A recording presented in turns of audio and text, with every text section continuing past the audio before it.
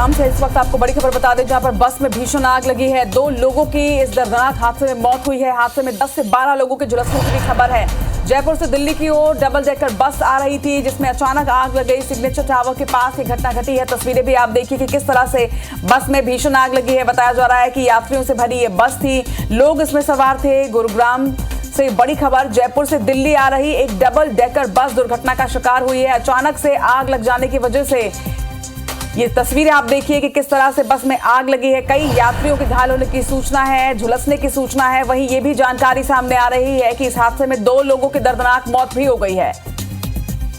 तो हादसे में 10 से 12 लोगों के झुलसने की भी खबर है। बस की ये तस्वीरें भी आप देखिए, हाईवे में, जयपुर से दिल्ली हाईवे में डबल डेकर बस में अचानक आग लगी। हालांकि अब तक आग कैसे लगी ये जानकारी सामने नहीं आई है, लेकिन 2 लोगों की मौत हुई है।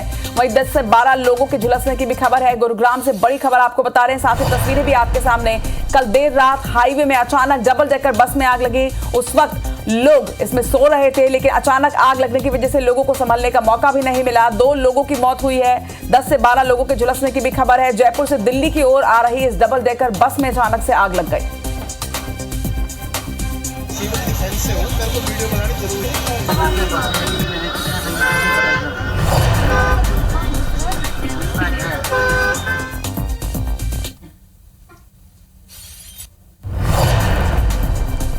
तो वहीं नई दिल्ली से भी आपको बड़ी खबर बता दें, जहां पर मैदानगढ़ी में अचानक आग लगी है। टेंट गोदाम में बताया जा रहा है भीषण आग लगी। दमकल की 8 गाड़ियां आग बुझाने में जुटी हुई हैं। आग पर काबू पाने की कोशिश बताया जा रहा है कि जारी है। आग से किसी तरह की कोई जनहानि की खबर नहीं है, लेकिन टेंट गोदाम था, बड़ी मात्रा में यहाँ पर टेंट रखे हुए थे और यही वजह रही कि यहाँ आग फैलती चली गई। दमकल की 8 गाड़ियां आग बुझाने में जुटी हुई है। नई दिल्ली की ये तस्वीर, नई दिल्ली की ये खबर, जहाँ पर मैदानगढ़ी में ये भीषण हादसा हुआ है, जहाँ पर एक टेंट गोदाम में अचानक से आग लगा।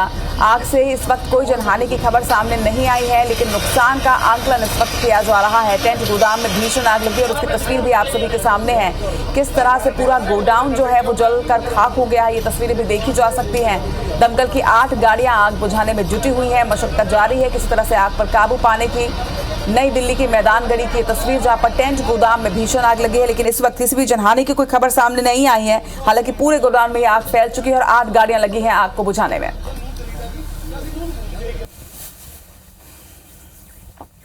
दिल्ली के नोएडा सेक्टर 2 में भीषण आग की खबर है। तो लगातार अलग अलग जगहों पर दिल्ली के आसपास आग लगी है। निजी कंपनी के दफ्तर में बताया जा रहा है कि यह आग लगी है। दमकल की 3 गाड़ियां मौके पर पहुंची हुई हैं। तस्वीरें आप सभी के सामने।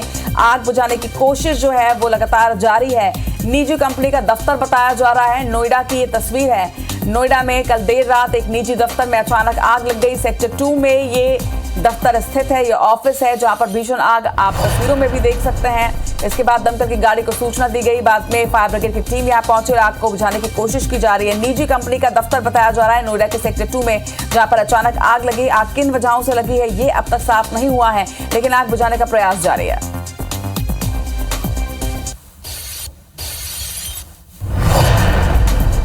तो हादसों का ये गुरुवार है। लगातार अलग अलग क्षेत्रों से आग की खबर सामने आ रही है और मध्य प्रदेश के भोपाल में कबाड़खाने इलाके में अचानक आग लग गई। प्लास्टिक की दुकान में ये आग लगी। शॉर्ट सर्किट से आग लगने की आशंका जताई जा रही है और इस आग में दुकान का सारा सामान जलकर खाक हो गया। आग पर काबू पाने के लिए कोशिश जो है वो की जा रही है, लेकिन भीषण आग की तस्वीरें आप देखिए। भोपाल की ये तस्वीर है और देखिए त्योहार का मौसम है और ऐसे वक्त में कई बार छोटी सी लापरवाही गंभीर परिणाम दे देती है। किस तरह से अलग अलग क्षेत्रों में आग लगी है ये आप तस्वीर देखिए। यहाँ पर शॉर्ट सर्किट की वजह से आग लगने की आशंका जताई जा रही है।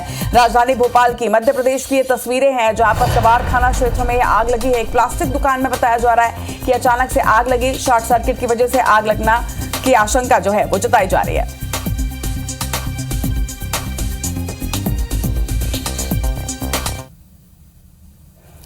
और इन तमाम ब्रेकिंग न्यूज के बाद अब रुक करते हैं हेडलाइंस की ओर।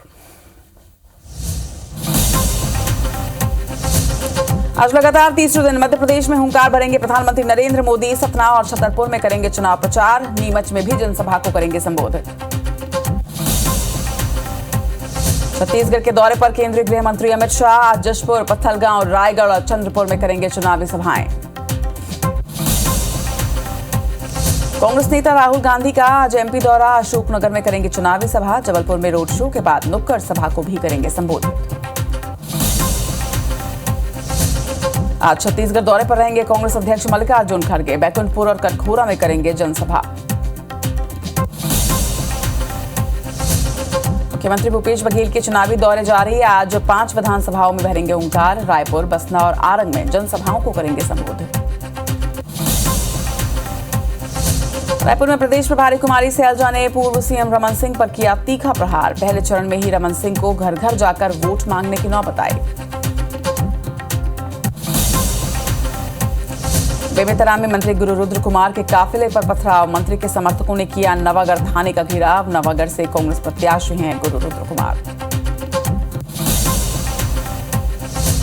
जबलपुर में रेलवे क्रॉसिंग के पास हंगामा। आमने सामने आए बीजेपी और कांग्रेस के कार्यकर्ता। पश्चिम विधानसभा क्षेत्र में झंडे लगाने पर हुआ विवाद। इंदौर में डबल मर्डर से सनसनी। बेटे ने पिता और बहन को उतारा मौत के घाट। फरार आरोपी की तलाश में जुटी पुलिस।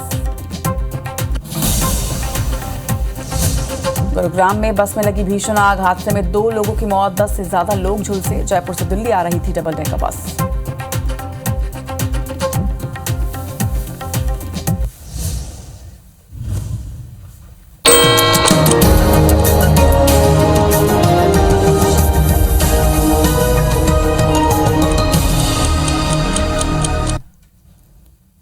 और हेडलाइंस की बात शुरुआत करते हैं 7 की बड़ी बात और सबसे पहले नजर डालते हैं सुबह 7 बजे की 7 बड़ी खबरों पर। सबसे पहली खबर दिल्ली से। दिल्ली में प्रदूषण बढ़ा है। 20 नवंबर को कृत्रिम बारिश भी संभव है। वहीं दूसरी तारीख को आपको बता दें, दूसरी बड़ी खबर अडानी के कोलंबो पोर्ट में अमेरिका 4,605 करोड़ इन्वेस्ट करने वाला है। वहीं अगर आज की तीसरी बड़ी खबर की हम बात करते हैं तो पोलैंड के एयर डिफेंस सिस्टम ब्रिटेन देने वाला है। 5 अरब डॉलर की ये डील दोनों देशों के बीच है। वहीं चौथी बड़ी खबर ऑस्ट्रेलिया में भारतीय मूल के 5 लोगों की दर्दनाक मौत हो गई है। वहीं 5वीं खबर स्पोर्ट्स जगत से शुभमन गिल बने वनडे के वर्ल्ड नंबर 1 बल्लेबाज। वहीं 6वीं खबर इंग्लैंड की वर्ल्ड कप में दूसरी जीत।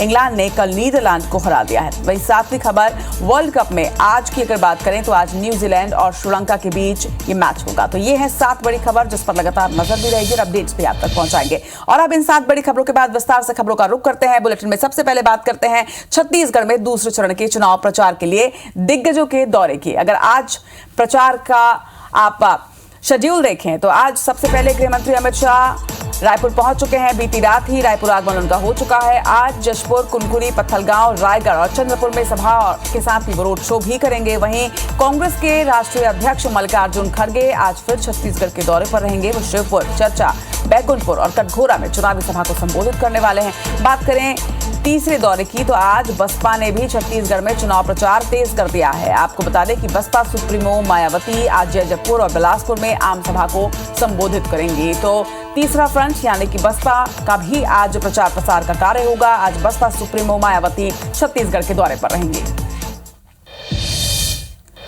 और छत्तीसगढ़ के बाद अब बात करते हैं मध्य प्रदेश में 17 नवंबर को होने वाले विधानसभा चुनाव के प्रचार के लिए दिग्गजों के दौरे की। आज मध्य प्रदेश में भी कई दिग्गजों का दौरा रहने वाला है। अगर एक नजर में आपको बताएं किनका दौरा आज है तो सबसे पहले आज प्रधानमंत्री नरेंद्र मोदी लगातार तीसरे दिन मध्य प्रदेश के दौरे पर पहुंचेंगे। पीएम मोदी आज सतना, नीमच, बड़वानी में चुनावी सभा को संबोधित करेंगे। बीजेपी प्रत्याशियों के लिए जीत का आशीर्वाद वो मांगेंगे। वहीं दूसरी तरफ आप देखिए अशोकनगर, जबलपुर के दौरे पर राहुल गांधी रहने वाले हैं। मध्य प्रदेश में चुनावी दौरे पर वो पहुंच रहे हैं। अशोकनगर में सभा को संबोधित करेंगे तो वहीं जबलपुर ईस्ट और वेस्ट में उनकी पदयात्रा होगी। कांग्रेस के पक्ष में राहुल गांधी आज यहां माहौल बनाने वाले हैं। वहीं तीसरी तरफ आप देखें तो आज प्रियंका गांधी वाड्रा यानी कांग्रेस की महासचिव एक बार फिर से मध्य प्रदेश के दौरे पर पहुंच रही हैं। प्रत्याशियों के पक्ष में वो प्रचार करेंगी। वहीं प्रियंका गांधी रीवा में आज चुनावी सभा को संबोधित भी करने वाली हैं।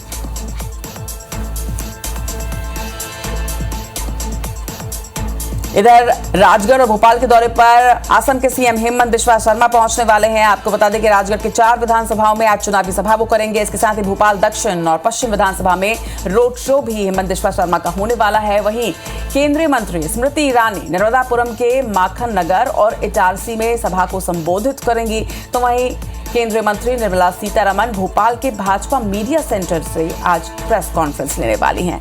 तो मध्य प्रदेश के चुनावी रण में ये है वो दिग्गज जो आज चुनावी प्रचार का जिम्मा संभालने वाले हैं। इधर मुख्यमंत्री शिवराज सिंह चौहान आगर मालवा, शिवपुरी, दतिया और ग्वालियर में कार्यक्रमों को संबोधित करेंगे। कार्यक्रमों में शामिल होंगे। बीजेपी प्रत्याशियों के पक्ष में चुनाव प्रचार की कमान संभालने वाले हैं। तो वहीं केंद्रीय मंत्री ज्योतिरादित्य सिंधिया खंडवा, धार, देवास, रायसेन और भोपाल में सभा को संबोधित करने वाले हैं। बात करें पीसीसी चीफ कमलनाथ की, तो आज कमलनाथ सागर जिले के बंडा, राहतगढ़ और बड़ा मलहरा में सभा को संबोधित करने वाले हैं। यानी कि तमाम दिग्गज जो हैं, चाहे वो कांग्रेस के हों, चाहे वो बीजेपी के हों, सभी आज चुनावी रण में उतरने वाले हैं। चुनावी सभा होगी, पदयात्रा होगी, रोड शो होगा। कई कार्यक्रमों में सभी दिग्गज जो हैं वो शामिल होंगे और आज चुनावी हुंकार भरेंगे।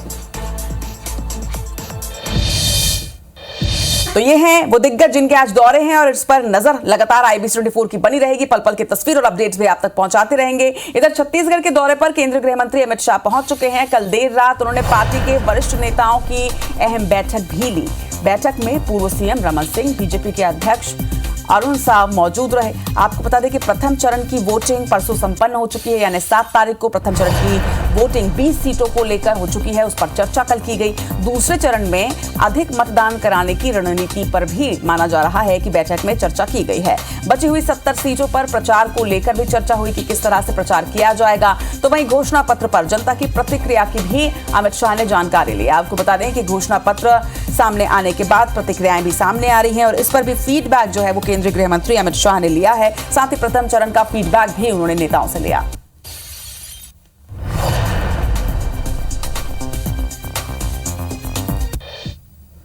बड़ी खबर आपको बेमी तरह से बता दें, जहां पर मंत्री गुरु रुद्र कुमार के काफिले पर कल पथराव किया गया। बताया जा रहा है कि गुरु रुद्र कुमार जिस वक्त अपने काफिले के साथ गुजर रहे थे, उस वक्त नवागढ़ ब्लॉक के झाल गांव में घटना घटी। झाल गांव को जब वो क्रॉस कर रहे थे, उस वक्त कुछ लोगों ने उनके काफिले पर पथराव किया।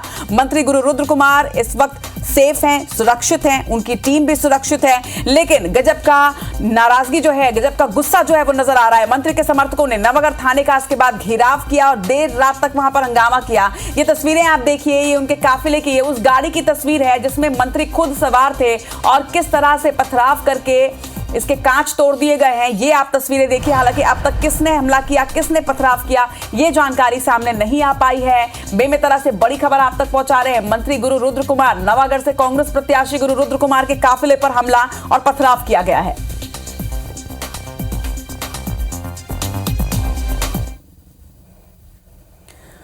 तो कहीं काफिले पर हमला, तो कहीं कार्यकर्ताओं के बीच विवाद। जबलपुर से बड़ी खबर, जहां पर भाजपा और कांग्रेस के कार्यकर्ता आखिर क्यों आपस में भिड़ गए, ये खबर से बताते हैं। पश्चिम विधानसभा क्षेत्र में दरअसल झंडा लगाया जा रहा था और इसी को लेकर दोनों ही पार्टियों के कार्यकर्ताओं के बीच झड़प हो गई। हाथीताल रेलवे क्रॉसिंग के पास किस तरह से हंगामा किया गया, ये तस्वीर भी आप देखिए। कांग्रेसी कार्यकर्ताओं पर अभद्रता का आरोप लगा है। वहीं बीजेपी महिला कार्यकर्ताओं ने कांग्रेसी कार्यकर्ताओं पर यह आरोप लगाया कि उन्होंने अभद्र भाषा का इस्तेमाल किया। हंगामा बढ़ने पर मौके पर बीजेपी और कांग्रेस के प्रत्याशी भी पहुंचे और उसके बाद मामले को शांत कराया गया।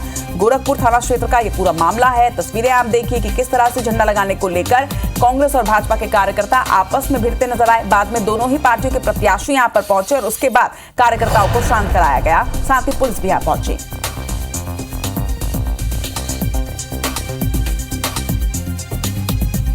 भी अभी मैंने आपके सामने नहीं।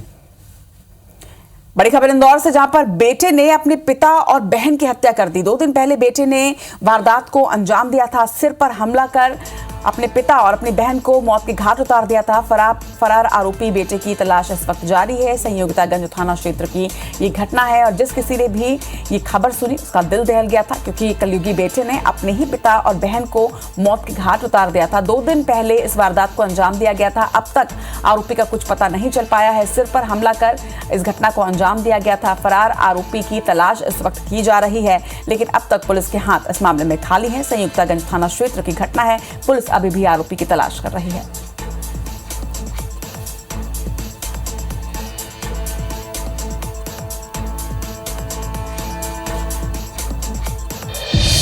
बड़ी खबर आपको जम्मू कश्मीर से बता दें, जहां पर सोपिया में एनकाउंटर किया गया है। एनकाउंटर में एक आतंकी को मार गिराया गया है। आपको बता दें कि जवानों ने पूरे इलाके की घेराबंदी कर ली है। हथियार और गोला बारूद भी यहां से बरामद हुआ है। सेना का सर्च ऑपरेशन इस वक्त भी जारी है।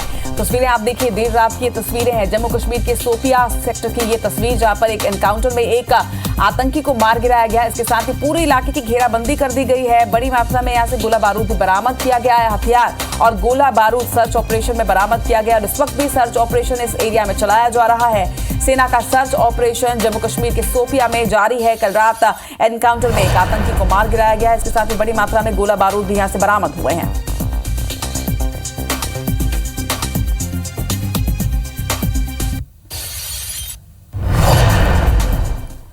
और अब बड़ी खबर आपको ओडिशा से बता दें। ओडिशा के संबलपुर में ट्रेन पटरी से उतरी है।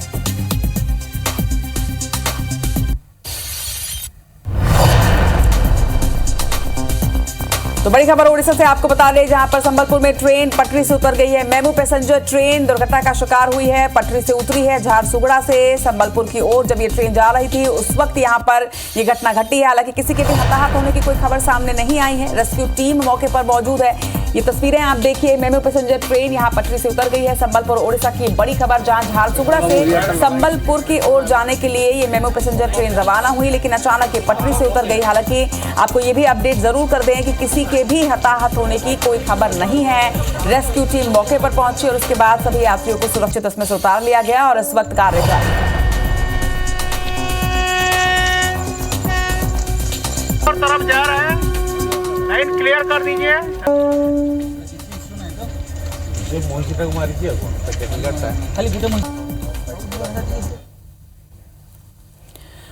मध्य प्रदेश विधानसभा चुनाव के बीच कांग्रेस के सैकड़ों मुस्लिम युवकों ने गृह मंत्री डॉक्टर नरोत्तम मिश्रा के समक्ष भाजपा के सदस्यता ग्रहण की है। आपको बता दें कि सभी मुस्लिम युवकों ने नरोत्तम मिश्रा के विकास कार्यों से प्रभावित होकर भाजपा का दामन थामा। ये सभी मुस्लिम युवक स्वयं चलकर भाजपा कार्यालय पहुंचे थे और भाजयुमो प्रदेश कार्य समिति सदस्य सुकर्ण मिश्रा ने उन्हें भाजपा का गमछा पहनाकर पार्टी में उनका स्वागत किया। सैकड़ों लोग आए हैं, जो कि हमारे मिश्रा जी हैं, डॉक्टर नरोत्तम मिश्रा जी।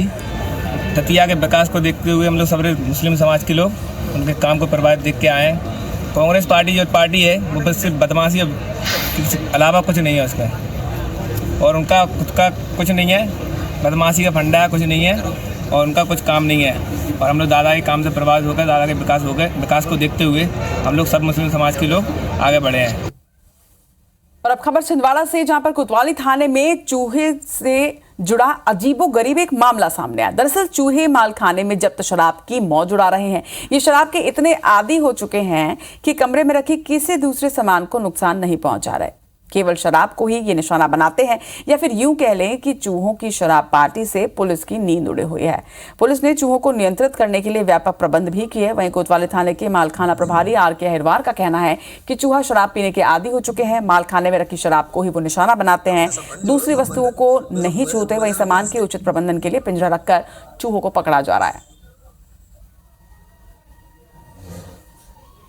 पुरानी जो शराबें रखी हुई है, 2-4 मामले अभी हैं, जो 34-2 के मामले हैं जिसमें शराब जब्त है। तो कुछ चूहों ने यहाँ से पुरानी वाली जो है शराब को कुतर कर 80-85 पाव करीब कुतर दिए हैं पाव को और उसको नुकसान कर दिए। और इसी खबर के साथ की बड़ी बात तो फिलहाल इतना ही, लेकिन आगे आप देखिए देश का पहला छत्तीसगढ़ी समाचार बुलेटिन। हमारे बानी अमर गोर शिवांगी ठाकुर के साथ।